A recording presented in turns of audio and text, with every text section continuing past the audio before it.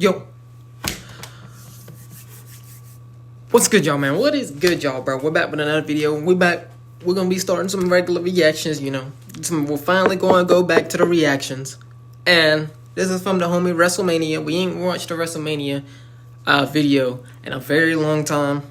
So we're back with the regular wrestling reactions.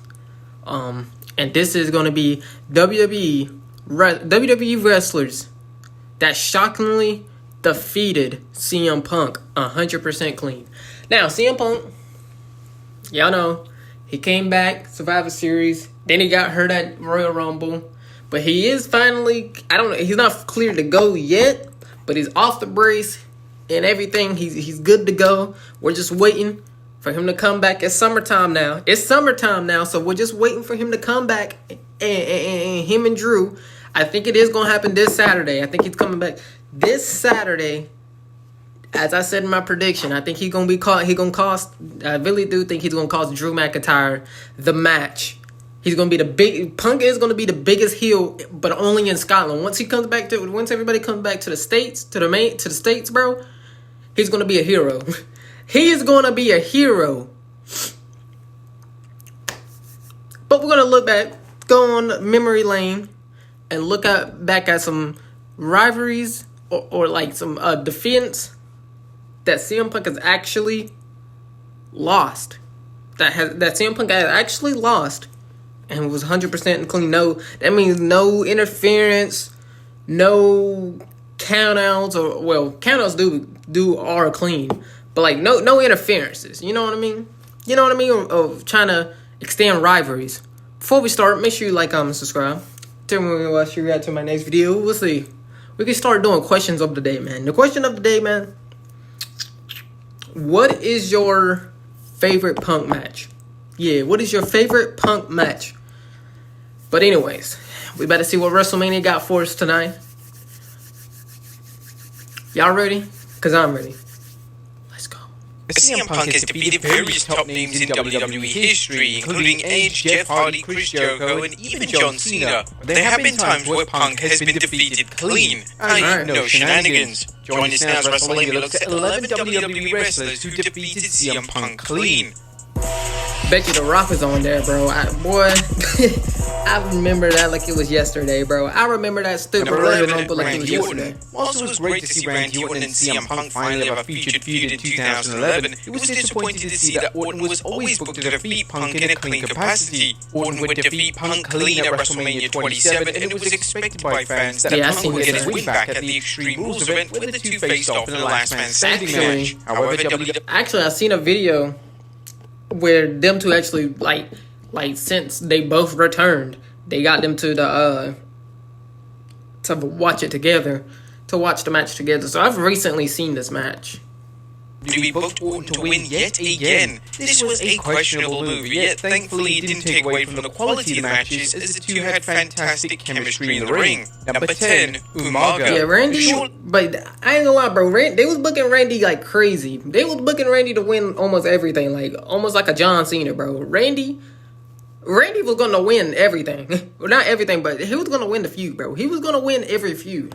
Before CM Punk would embark on his heel run in 2009, oh yeah, I went around for this one. With the Umaga bulldozer Umaga. The two would have a number of matches against each other, and Umaga actually managed to defeat Punk clean. Umaga would defeat Punk at the Judgment Day pay-per-view using his deadly Samoan spike. The two would then meet in a rematch at Extreme Rules where Punk would pick up the win to finish their feud. The two had decent matches against one another, and it's a shame that the feud between the two is rarely discussed amongst the fan base. Number 9, John Morrison. Yeah, I don't hear people talk about Punk and Umaga match. I'll hear people talking about John Cena and Umaga, but not Punk and Umaga, bro. Not Punk and Umaga. I didn't even know that match even happened. I didn't even know that match even happened.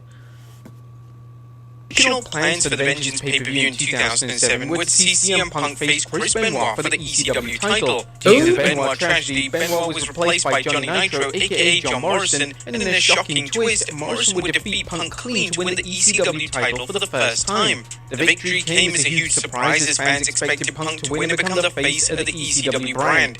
The logic here was that WWE wanted Punk to be the babyface chasing the title, and immediately giving him the title would have stopped that creative direction.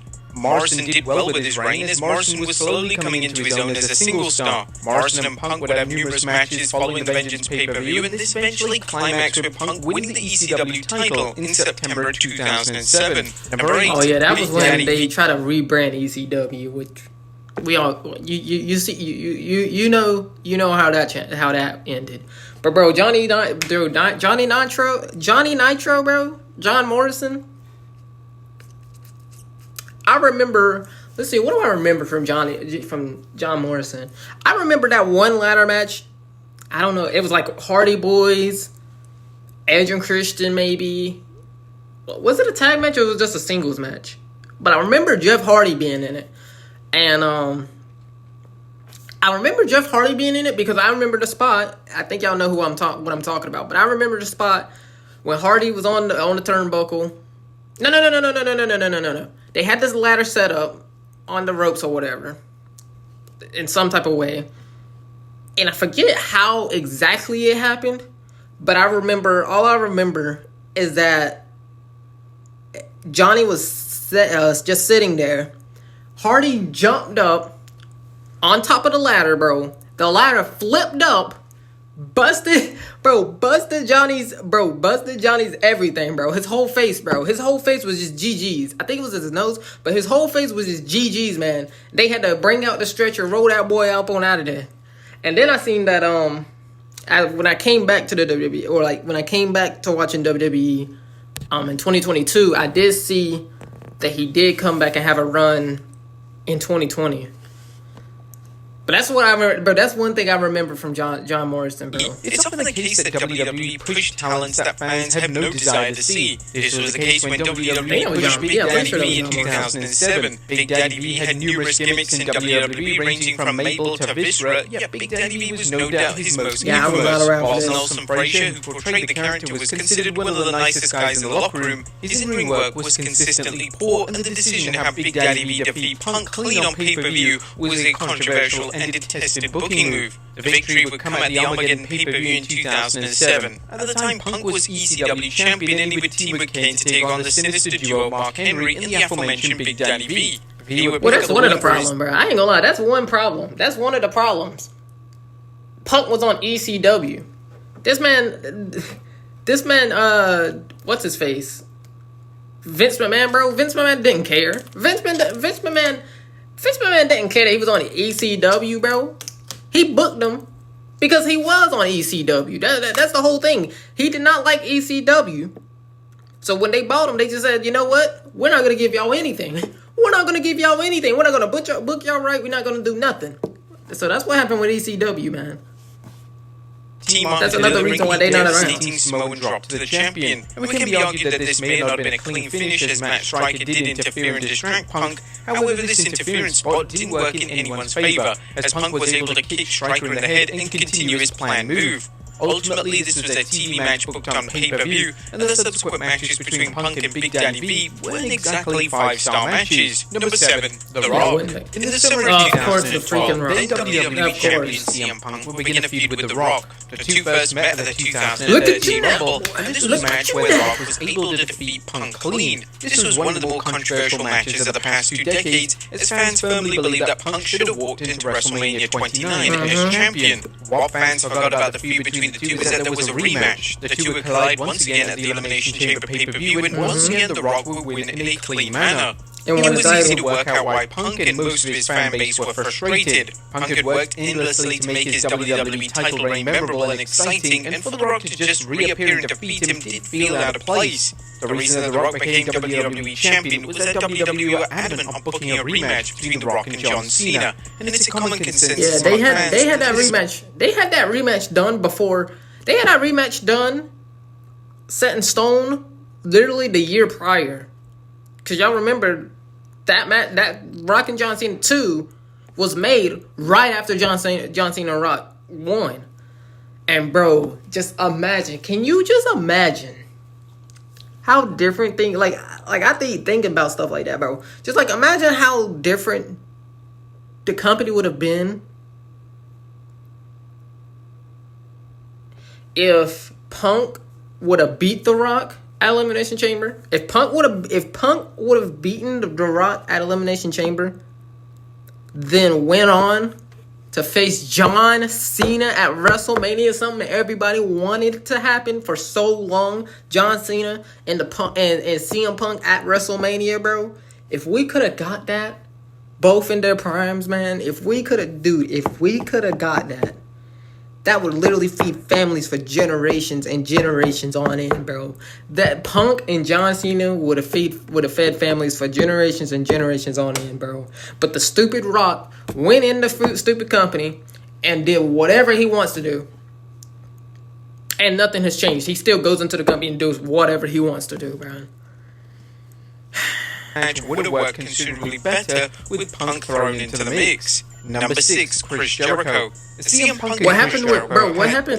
Hold on. What happened with Punk? What happened with Punk could have happened with Cody, bro. The same. I was saying the same thing that's happening with that was happening with Punk in The Rock was literally happening with Cody, man.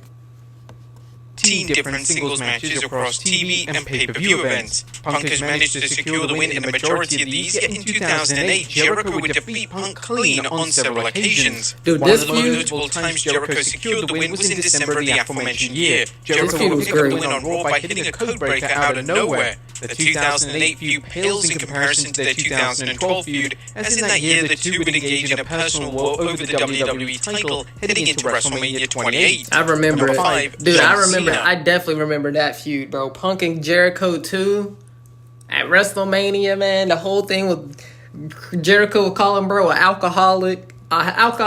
Bro was talking about his family. Bro was like I don't know who signed off on that, bro. But Jericho was being disrespectful, bro. And then they had a match at WrestleMania. I don't remember how it went, though. I don't remember if it was good or... I think it was pretty good. But I remember the Jericho The feud Punk between stuff, John bro. Cena and CM Punk, particularly in 2011, The whole was alcoholic epic stuff. and received critical acclaim. The two were born to be Oh, rivals. yeah, one of the greatest matches, rivalries as in one at 2011's Money in the Bank event, are considered to be amongst the greatest matches ever seen in WWE. Yeah, Punk. People said that, bro, they found out... a lot of people found out about WWE because of Punk versus CM Punk. Punk versus CM Punk? Punk versus Cena, bro. That's what I meant to say. A lot of people found out about the company. Me included. Bro, me included. My first feud. Dude, my first year, 2011. That wasn't my first full year. My first full year was 2012. But my first year watching wrestling, bro. My first time watching wrestling. It was because of this feud. It was because of the Punk and Cena feud, man. The Punk and Cena feud is what got me into wrestling, bro. It's what got me into wrestling. My first ever favorite WWE superstar was John Cena. And then second was CM Punk because of this feud. It was because of this feud, man. Like, they was cooking with this. Man. I just wish, like I said earlier, I wish that a Punk and John Cena in their primes, like back then, a Punk and John Cena match at WrestleMania happened, bro. The surprising thing about the classic feud is that for the most part, Punk always got the better of Cena on pay-per-view events. However, on TV, this didn't seem to be the case, as WWE's franchise guy managed to secure the victory on several different occasions. The most notable of these was in early 2013, where the two would wrestle on Raw to determine who would face The Rock at WrestleMania 29. This was the match that many say was better than anything on the WrestleMania card, and it was also the match that saw Punk deliver a piledriver to Cena. The beloved match marked the final time to date that the two legends would collide in a WWE ring, and thankfully with Punk back in WWE, there is a possibility that the two face off one final time before they both formally retire. Nah, I don't. That's the fan. That's the fan of me thinking that. But realistically, I don't think so, man. I don't think so, bro. Especially with John Cena saying like his time is getting close to being up, man. He's saying his time is getting close to being up. I think John Cena has one more WrestleMania match in him. But I don't think it should be Punk, bro. I think it should be somebody, like, elevating somebody, since it didn't work with Austin Theory. It should be elevating somebody. And, what was I about to say? Oh, but yeah, I don't think it should be be Punk, bro. I would love it. I would love it if it was Punk, but I don't think it should be Punk. I don't think it should be Punk, bro. Because both of them, mid to early 40s. And, you know, it will still cook. It will still cook. But I don't know, man. I don't know. Maybe, because Punk would have to be, of course, Punk would have to be the heel in that one. It definitely wouldn't be for a championship unless you really, what they could do later down the line, it's going to be before John Cena's 50. Maybe not next year, but the next year. Because like everybody's talking about John Cena should be, let me do a prediction. Or let me do my little fantasy booking. So everybody's talking about John Cena should have had at least one heel turn in him. One heel turn in him. Except the little promo heel turn. But that doesn't count. This fool really turned his heel. But, bro, what if this can't happen next year? I think this will have to happen next year. The following year. But what if John Cena or Punk somehow wins the title, right? What if Punk somehow wins the title later down the line? Maybe against a Drew McIntyre. He could win it from a Drew McIntyre. That would be cool. So let's say he wins a title by beating Drew McIntyre. Not talking about this year or next year. I'm just saying, what if down the line? And then John Cena comes back or whatever. It's Punk and Cena. Then Cena wins the title. You can have Cena win the title, beat the record for the most world title reigns, and then he can immediately drop it like at the next Premium Live event or two. That would be cool, man. You can finally, and then you kill both two stones with one. You kill two birds with one stone. You could kill John Cena becoming the most person with the most title reigns, the person with the most world title reigns. You can have him beat the record, and you can have your dream match of Punk versus Cena at WrestleMania. But I don't think so, bro. I don't think it will be John Cena. It would be on John Cena, and I don't think Rey John Mysterio. One thing that CM Punk could always rely on to have a tremendous match with was Rey Mysterio. Dude, Rey Mysterio can have a tremendous match with anybody. anybody. Insanely well, and it's not far-fetched to claim that the two never had a... What is this? A freaking ad, man? Get off my screen. Win on major events such as WrestleMania 26, as well as Over the Limit, which led to Punk getting his head shaved. The final time the two former world champions would collide would be at the Capital Punishment pay-per-view in 2011. The worst Premium Live event, or the worst pay-per-view Hall of Famer following a trademark GTS. Number 3, The Big Show. 2010 was a frustrating year for fans of CM Punk. His heel work was masterful, yet he was constantly booked to lose top matches, and his feud with The Big Show was a testament to this. WWE would frequently book Big Show to defeat Punk clean, and this included a 3-on-1 handicap match. That was because Vince didn't see Punk as anything, bro. Let's be honest. Vince didn't like Punk, bro. Vince did not like Punk, man. That's why before 2011, he wasn't nuts. As well as a singles match at the Night of Champions show in Chicago. Booking Big Show as this unstoppable babyface was doing nobody any favors, and it was completely killing any credibility Punk had left. Punk has defeated virtually every top name in WWE from Cena to Edge, yet it always seemed like booking Punk to defeat Big Show in a clean manner was something Vince McMahon wanted to avoid at all costs. Number 2, Jeff Hardy. Dude, Jeff Hardy, man. Personal rivalry took place in Nah, Jeff Hardy, bro. Everybody says there was two people that was the most popular people on the planet Earth, bro. And it was Barack Obama and CM Punk. Oh, no. Barack Obama and Jeff Hardy, bro. 2009, and it was against Jeff Hardy. The feud blurred the lines between reality and fiction, and in turn the feud became so engaging that it was chosen to main event SummerSlam over John Cena versus Randy Orton. Punk and Hardy had incredible matches against each other, and although Punk won the feud, Hardy still managed to defeat Punk clean on pay-per-view. His clean win would come at the Night of Champions pay-per-view, and here Hardy would win the world title following a swanton bomb on Punk. Similarly to SummerSlam, this match was put in the main event spot, which was completely deserved, as the match stole the show. And number 1, The Undertaker. Punk and Hardy, bro. That was one of the feuds that you could be like, oh yeah, this 1000% will cook, man. This match right here will 1000% cook, or this feud will 1000% cook, man. It was like you have certain superstars who can go against other superstars, and you automatically know that you don't have to worry about it being a flop or nothing. It's going to be a fire show or a fire match. And that's what Punk and Jeff Hardy was.